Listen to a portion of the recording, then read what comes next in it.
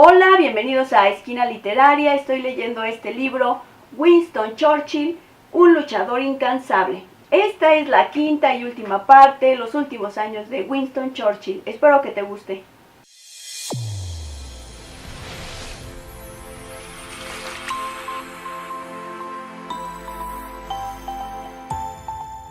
A los 78 años, Winston Churchill estaba afectado por una sordera pronunciada, agravada por su rechazo a utilizar un audífono. Su presión arterial era irregular y sufría sensaciones de vértigo. Se cansaba con mayor frecuencia y dormía más, pero un trabajo interesante, un gran acontecimiento, una ceremonia oficial, un gran discurso en la Cámara, un desplazamiento al extranjero o la visita de sus viejos amigos bastaban para volver a darle la energía que necesitaba. En cuanto a su apetito y su capacidad de absorción etílica, la edad no lo afectaba para nada. En la noche del 23 de junio presidió una cena en honor del primer ministro italiano Alcide de Gasperi. Antes de finalizar pronunció un brillante discurso improvisado sobre la conquista de Inglaterra a manos de las legiones romanas. Pero al terminar la velada todo cambió. Cuando quiso levantarse de la silla, Winston cayó pesadamente, sin poder caminar ni hablar con claridad. Acababa de sufrir un nuevo ataque cerebral. Es difícil de creer, pero al otro día presidía el Consejo del Gabinete y sus colegas no notaron nada anormal, salvo que estaba pálido y que hablaba menos que de costumbre. Pero todos los milagros tienen un final, y a partir del 25 de junio su estado se agravó considerablemente. El brazo y la pierna izquierda estaban paralizados, así como el lado izquierdo de la mandíbula.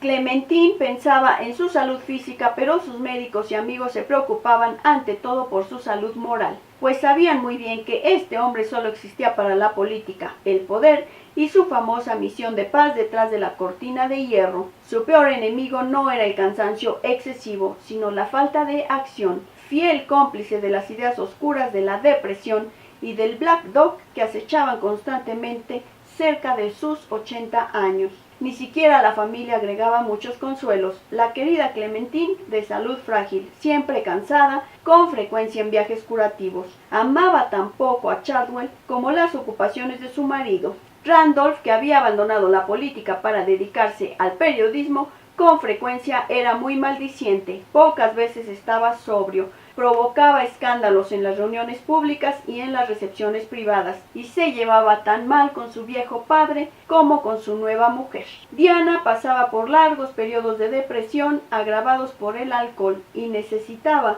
cuidados intensivos en hospitales psiquiátricos. En cuanto a Sarah, su preferida, seguía con una carrera de actriz que todo el tiempo era cuestionada por fantasiosa, por sus problemas conyugales y por sus delirios etílicos. Pienso que después de mi retiro moriré muy pronto. ¿De qué vale vivir cuando no hay nada que hacer? Esto decía Winston Churchill el 16 de diciembre de 1954. 4 meses más tarde llegaría la hora de la dimisión.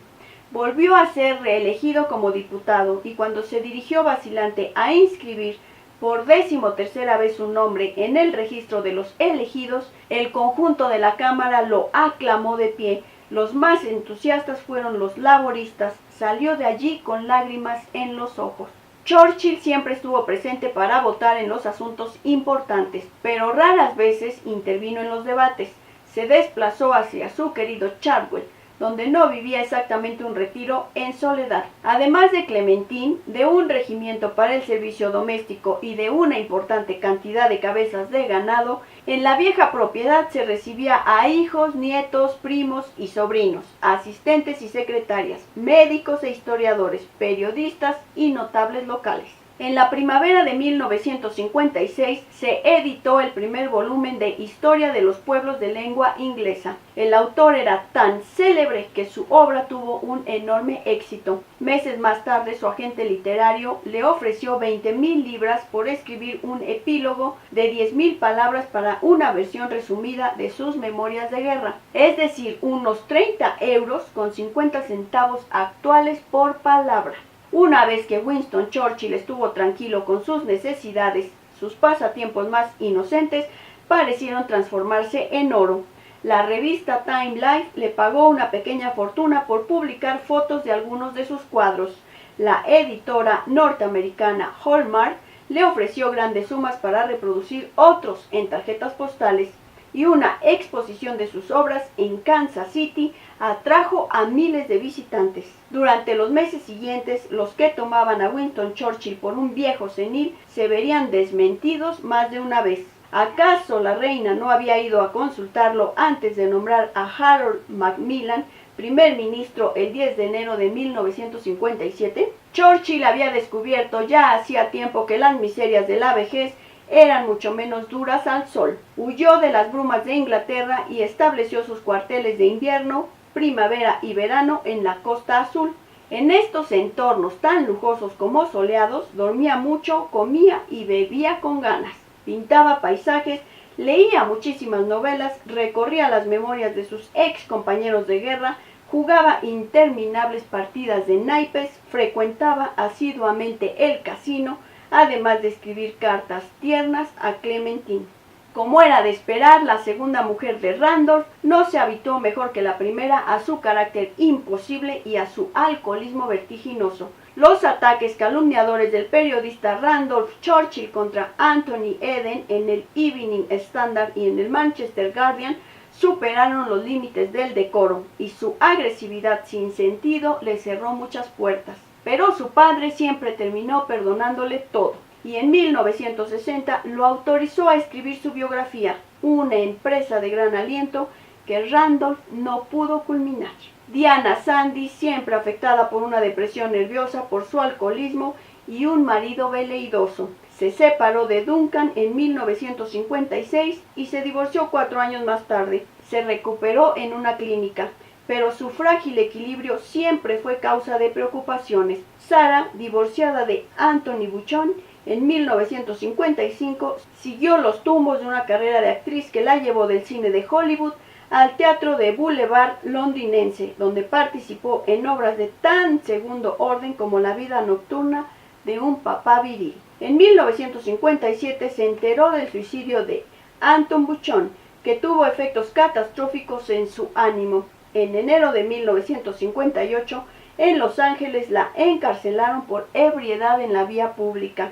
En marzo de 1959 la detuvieron en Liverpool por la misma razón. Por insistencia de su padre, hizo una cura de desintoxicación en una clínica de Suiza, pero los resultados fueron decepcionantes. En 1962 se casó con el barón Audley, hombre distinguido y alcohólico, con el que intentó recuperar la felicidad. Solo Mary parecía escapar del desastre. Tenía una vida feliz en compañía de Christopher Soane, que hacía una buena carrera en el Ministerio del Arte primero y en el de Guerra y Agricultura después. Para Churchill, aterrado por las tribulaciones de los otros hijos, era un consuelo inestimable. Se había esforzado por ser más afectuoso y atento que su padre, pero 3 de los 4 hijos tenían graves problemas psicológicos. En abril de 1963 lo nombraron Ciudadano Ilustre de los Estados Unidos, distinción que no se había otorgado a ningún extranjero desde Lafayette. En su cumpleaños número 89, el 14 de octubre, después de un ataque de depresión más insoportable que los otros, Diana se suicidó. Mary, que con delicadeza le anunció la noticia a su padre, quedó aterrada por su reacción. En abril fue al teatro de Croydon para alentar a su hija Sarah, que tenía el papel principal en una obra de segundo orden, y 2 meses más tarde el casamiento de su nieto Winston le proporcionó una alegría enorme. A fines de julio se lo volvió a ver de nuevo en la Cámara, poco antes de que se votara una resolución que expresara al muy honorable, distinguido representante de Guildford su admiración y gratitud sin límites por los servicios prestados al Parlamento, a la nación y al mundo, y por primera vez en su vida el voto de aprobación de los diputados fue unánime. El 29 de noviembre de 1964, en la víspera de sus 90 años, una pequeña multitud se reunió ante el número 28 de Hyde Park Gate para aclamarlo. Desde su ventana se vio la ligera silueta que levantaba un brazo y hacía la V de la victoria.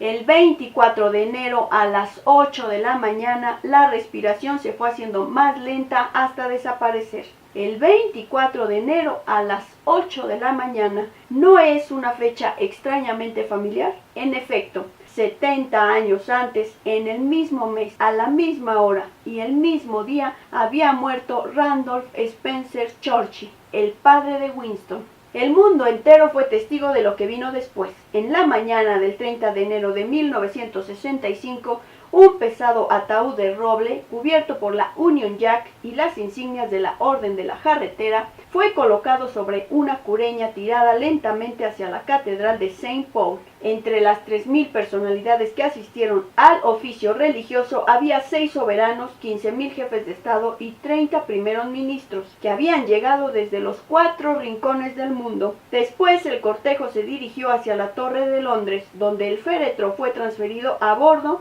de una lancha de las autoridades portuarias que remontó el Támesis, saludada a su paso por decenas de grúas que inclinaban profundamente sus brazos en homenaje al difunto. En la estación de Waterloo, un tren especial llevó los restos a su última morada, el pequeño cementerio de Bladon.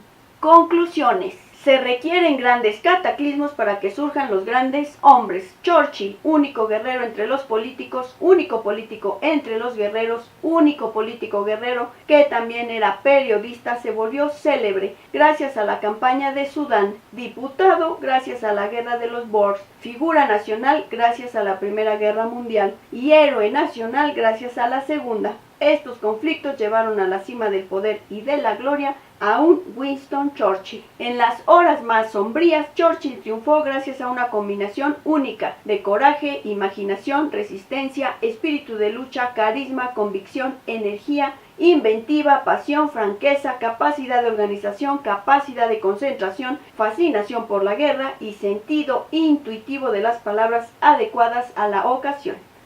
Winston Spencer Churchill, aristócrata convertido en uno de los padres de la legislación social británica, oficial subalterno que se hizo cargo de la caballería en 1898 y en 1954.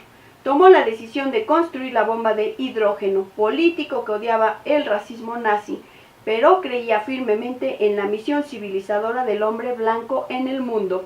Anticomunista de siempre, convertido en aliado de Stalin y en apóstol de la distensión humanista sentimental, benevolente y pacífico, pero fascinado por la guerra y que solo vivía para la victoria. Espero que te haya gustado la lectura de este libro, Winston Churchill, un luchador incansable. Si te gustó la lectura, dale like, compártela, déjame tus comentarios, sígueme en Facebook. Si te gustaría tener la lectura con números de página, escríbeme al correo electrónico que te dejo en la descripción de este video. Muchas gracias por escucharme y nos vemos en la próxima lectura.